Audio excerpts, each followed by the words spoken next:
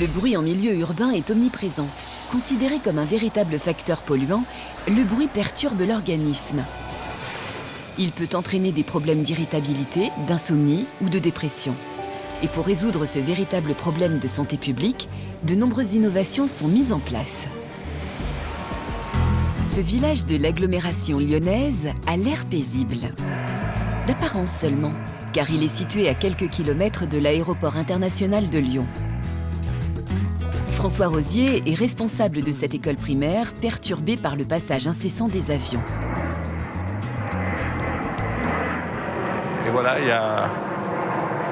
y a 4 minutes qu'il venait d'en passer un, en voilà un autre, vous voyez, vous suivez le couloir, il est juste dessus, là, voilà.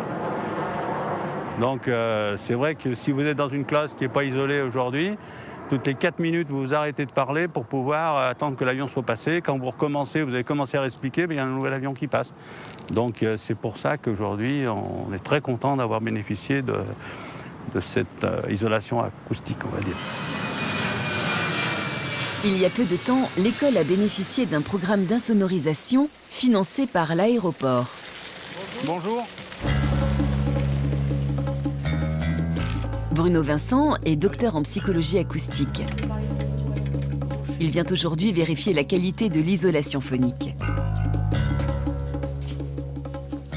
Là, déjà de visu à la louche, on est à facilement 30 décibels d'atténuation liée au bâtiment, ce qui est une bonne isolation. L'isolation acoustique ne doit pas être prise à la légère, car une exposition au bruit peut avoir des conséquences néfastes sur les conditions de travail. Une particularité pour le bruit aérien, c'est que c'est un bruit relativement court, mais relativement intense. Donc il peut avoir des interférences, notamment pour les écoles, dans les processus d'apprentissage, puisqu'il va y avoir une interaction, enfin un effet sur le dialogue, sur le discours et donc sur la compréhension. Outre les fenêtres, les portes et les murs, c'est surtout le toit qui a fait l'objet d'une isolation particulière à l'aide d'une laine de verre dernière génération. C'est vrai que vous avez une charpente qui a 150 ans au moins, donc qui était mal isolée parce qu'on voyait encore les chevrons apparents et tout ça. Donc aujourd'hui, ils nous ont isolés sous les chevrons avec de la laine de verre. Cette laine de verre, à l'apparence si commune, est plus complexe qu'il n'y paraît. C'est au CSTB, le Centre supérieur technique du bâtiment en région parisienne, qu'elle a été mise au point.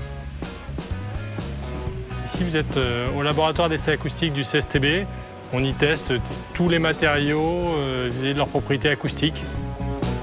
Plusieurs types de laine de verre sont testés ici. Des isolants à structure poreuse qui, tel un matelas fibreux, emprisonnent de l'air immobile pour piéger et amortir le bruit.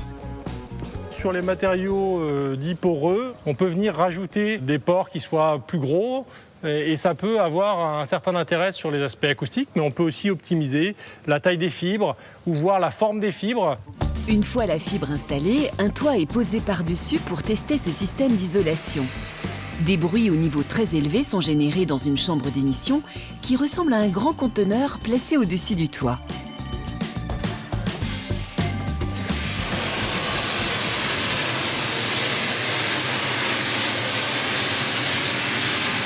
Donc là, on est environ à 90 décibels à l'émission. 90 décibels, c'est l'équivalent du passage d'un train à grande vitesse à quelques mètres, la limite de dangerosité pour l'oreille humaine.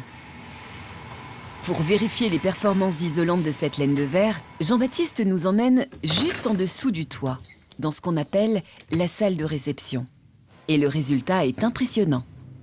Et on a un isolement ici effectif à peine une cinquantaine de dB, 48 dB. Grâce à ce matériau, près de 50 décibels ont été gagnés. Une performance, mais pas encore le calme absolu. D'autres recherches visent non pas à atténuer un bruit désagréable, mais à l'annihiler complètement.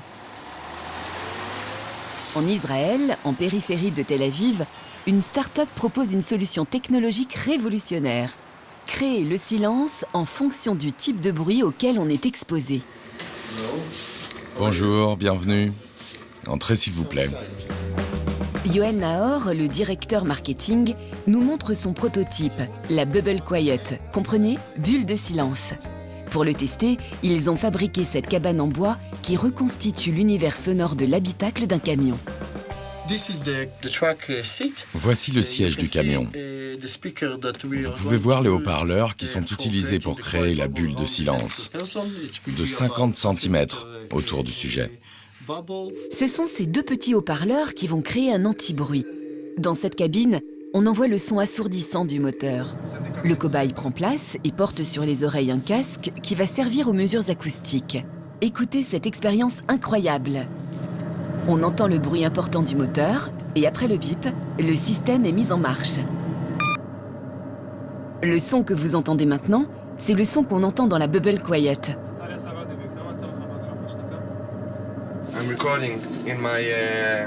J'enregistre dans mon ordinateur le spectre sonore autour des oreilles de Félix. Puis, on déclenche le système pour activer l'anti-bruit et on enregistre le bruit à nouveau pour visualiser le niveau sonore obtenu. On a une réduction de son que vous pouvez voir sur la courbe du dessous. Elle est d'environ 10 décibels par rapport au son initial, ce qui est vraiment bien. Cette réduction du bruit correspond pour l'oreille humaine à la perception d'un son divisé par 2. Tout le secret de cette technologie réside dans une puce électronique. L'onde sonore émise est enregistrée par des micros, puis transmise dans cette puce électronique qui analyse le son. La puce recrée un son d'une amplitude contraire au bruit entrant. Les deux amplitudes s'ajoutent et se neutralisent, ce qui diminue le bruit final. La neutralisation du son par ce contre-bruit se passe dans un espace en forme de bulle autour de l'individu. S'il reste encore des progrès à réaliser pour neutraliser complètement le bruit, la société a déjà des clients intéressés. On a des demandes pour des applications commerciales, comme pour traiter le ronflement. Si on a des problèmes de ronflement, cette solution pourra être envisagée dans le futur. Mais la PME vise surtout le secteur industriel, comme par exemple celui de l'électroménager. Ici, la Bubble Quiet est testée dans une hotte de cuisine.